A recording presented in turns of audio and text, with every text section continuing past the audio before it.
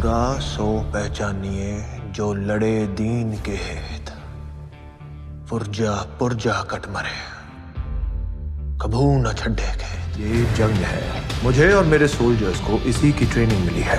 आप राजनीति संभालिए जिसकी आपको ट्रेनिंग मिली है। रहे या ना रहे, हमारी इस वर्दी का गौरव हमेशा रहेगा।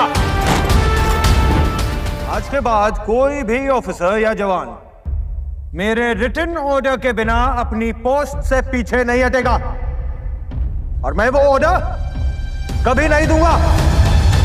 Everybody settle down now. May I please request everyone to kindly settle down. Everybody is okay? Okay. पहली बात तो थैंक यू सो मच, और मुझे बहुत हमेशा अच्छा लगता है लखनऊ आकर।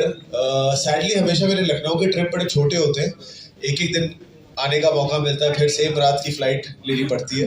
पर आई एम होपिंग कि किसी दिन कभी मुझे पूरी फिल्म करने का मौका मिले लखनऊ में, क्योंकि जब आप फिल्म के लिए आते हो, महीने 2 महीने रुकते हो, तो आपको उस जगह से बिल्कुल दोस्ती हो जाती है। पर जब से लखनऊ आया हूँ मुस्कुरा रहा हूँ, क्योंकि मुस्कुराइए जनाब, आप लखनऊ में हैं। तो सुबह सुबह हमारी शुरुआत हो गई थी, कल कलकत्ते में था। सुबह 3:30 बजे हम उठ कर 5:30 बजे की फ्लाइट ली है, आए हैं।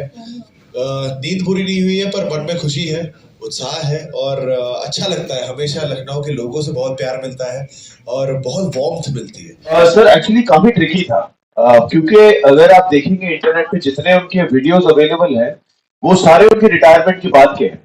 तो जब वो 70 की उम्र के थे, 75, 80 की उम्र के थे, और हम जो दर्शाना चाह रहे हैं फिल्म में, जो हमने दर्शाया, वो उनकी 40 साल जो सर्विस के थे वो हमने दर्शाए हैं। तो उसमें वो 20 साल के भी थे जब वो अकेडमी से पास आउट हुए थे, 30, 40, 50, 60। तो जब 71 की वॉर हुई थी तो वो लेट 50s में थे, 60s में थे, तो उसका रेफरेंस कोई था नहीं। तो मैंने और मीना ने पहले तो उनके सारे इंटरव्यूज देखे, उनको थोड़ा सा बैक ट्रैक करने की कोशिश की कि अच्छा, अगर ये 70 की उम्र में ऐसे बात कर रहे हैं तो शायद जब ये 30 के होंगे तो ऐसे बात करेंगे, ऐसी चाल होगी, ऐसा बोलने का ढंग होगा, क्योंकि उनके वीडियोस नहीं है पर फोटोज कुछ कुछ है। तो जितने फोटोज हो सकते थे गूगल से, उनके परिवार वालों से, उनके परिवार वालों के साथ बहुत बहुत वक्त बिताया, उनके पोते हैं, उनकी बेटी है, तो उनसे काफी जानकारी लेने की कोशिश की कि जब वो गुस्से में होते थे तो क्या उनकी फिजिकलिटी होती थी, जब वो आराम से घर पे होते थे तो क्या फिजिकलिटी होती थी। तो जितनी इंफॉर्मेशन बटोर पाए हमारी तरफ से, जितना पिक्चर्स के जरिए, वीडियोस के जरिए, परिवार के इंफॉर्मेशन के जरिए, फिर उसको थोड़ा सा एक ही पन्ने पर जॉट डाउन करके रोज हम मिलते थे। और चलने, मतलब मैं रोज ऑफिस आके, आरएसवीपी जो प्रोड्यूसर्स हैं इनके, तो उनके ऑफिस जाके रोज चलने की प्रैक्टिस करता था कि कितना वो किस एज में कैसे चलेंगे, और कितना, जैसे उनके शोल्डर झुके नहीं होते थे पर उनकी स्टिफनेस होती थी कि वो, उनके कंधे हमेशा थोड़े रेज्ड होते थे, आवाज में थोड़ी डेप्थ होती थी, खराश सी थोड़ी सी होती थी उनकी आवाज में, और वो बुलंदी होती थी उनकी आवाज में। तो वो ऑलमोस्ट जैसे एक म्यूजिशियन रियाज करता है रोज, तो वैसे एक हमने रिचुअल बना लिया था कि हम रोज मिलेंगे, 4 से 5 घंटे हम रियाज करेंगे, जैसे वो बोलते थे, चलते थे, उठते थे, बैठते थे, और फिर ताकि जब तक हम शूट पे जाए तो वो एक सेकंड नेचर सा बन जाए, तो हमें इमोशन पे फोकस करने का वक्त मिले, ना कि वो उनकी फिजिकलिटी पे। आई थिंक चैलेंजेस तो बहुत होते हैं जो आपको मतलब, और सिर्फ एक्टर के लिए नहीं होते, वो डायरेक्टर के लिए भी होते हैं, प्रोड्यूसर्स के लिए भी, टेक्नीशियंस के लिए भी। जब बात आती है कि आर्मी की यूनिफॉर्म है, over a period of time है, तो उसकी सच्चाई, उसकी डिटेलिंग, चाहे वो पीरियड अगर डिपिक्ट करना है तो गाड़ियाँ कौन सी होंगी, प्रॉपर्टीज़ कैसी होंगी, तो हर डिपार्टमेंट पे काफ़ी चैलेंज होते हैं। बट बतौर एक्टर जो चीज़ें तैयारी करनी थी, जो हमने डिस्कस की, वो तो थी ही, पर सबसे ज़्यादा जिस बात का रिमाइंडर खुद को देना पड़ता है वो ये होता है कि जब भी आप वो आर्मी की वर्दी पहनते हो ना, एक वो रिस्पॉन्सिबिलिटी का एहसास बहुत ज़रूरी होता है। क्योंकि आर्मी को जब वो वर्दी पहनने का मौका मिलता है, वो मेडल पहनने का मौका मिलता है, उन्होंने कुछ संघर्ष के बाद वो कमाया होता है, और हमें बस ऐसे ही पहनने का मौका मिल जाता है, वो चाहे कॉस्ट्यूम ही हो, पर कहीं ना कहीं आप कोशिश कर रहे हो कि जितनी सच्चाई से के सामने आप पहुंच पाएं एज आर्टिस्ट, वो आपकी कोशिश होती है। तो एक वो जिम्मेदारी का एहसास बार बार खुद को दिलाना कि नहीं, इसमें बिल्कुल जितना आपके अंदर है बतौर एक्टर, वो आप सब पूरा इसमें डाल दीजिए। तो वो एक सबसे बड़ा चैलेंज होता है, रिस्पॉन्सिबिलिटी का जो एहसास है। सालों की मेहनत है, और एक बहुत ही स्पेशल इंसान के ऊपर ये फिल्म है। तो मैं आशा तो ज़रूर करूँगा कि लोग आएँ, देखें, और एक ऐसे इंसान को जाने जो कभी हमारे बीच थे, जो यकीन करना मुश्किल है कि ऐसे भी एक इंसान हमारे बीच था। Hi Vicky, it's Amna from Lucknow Times. So what are your plans for watching the World Cup finale? Is I there any am- superstition that you follow?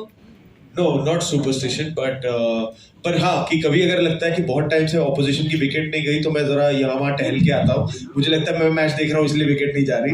तो पर I am taking the flight back tonight back home.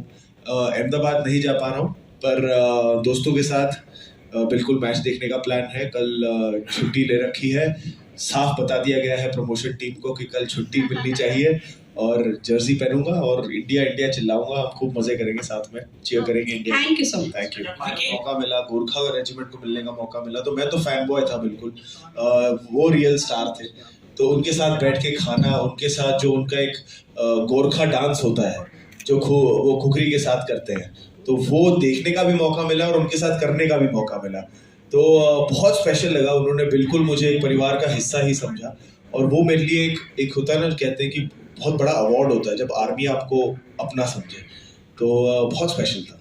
नहीं, आज यहाँ पे लखनऊ आके क्योंकि एक pre decided था कि पूरा दिन मुझे आर्मी कैंट में बिताना था और आर्मी वालों के साथ बिताना था। तो जैसा आप जानते हैं आर्मी कैंट के अपने प्रोटोकॉल होते हैं। आप एक मतलब एक बहुत ही काउंटेड होता है कि कौन कौन आएगा, कौन किस काम के लिए आ रहा है। तो it was a day to spend with the Gorkha regiment, that was the plan. हमारे इसमें आज नहीं था कि किसी कॉलेज में जाके कॉलेज के बच्चों से मिलना, क्योंकि अगर वो प्लान होता तो बिल्कुल वो सन्नाटा नहीं होता।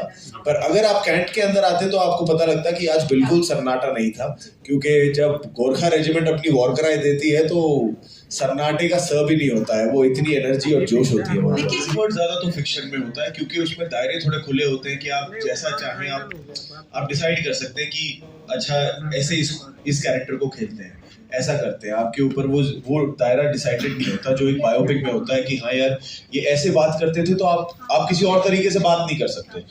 पर जो मज़ा ज़्यादा आता है वो मुझे बायोपिक में आता है, बिकॉज उसमें एक जैसे रोज एक आपको लगता है कि एक चैलेंज है जिसपे खरा उतरना है और जब वो चैलेंज पूरा होता है तो आपको लगता है बतौर एक्टर आपकी ग्रोथ हो रही है। तो मज़ा मुझे इसमें ज़्यादा आता है। पर क्योंकि आपने कंफर्ट का पूछा तो कंफर्टेबल कई बार ज़्यादा फिक्शनल में एक थोड़ा सा, क्योंकि फ्रीडम ज़्यादा होती है आपके पास।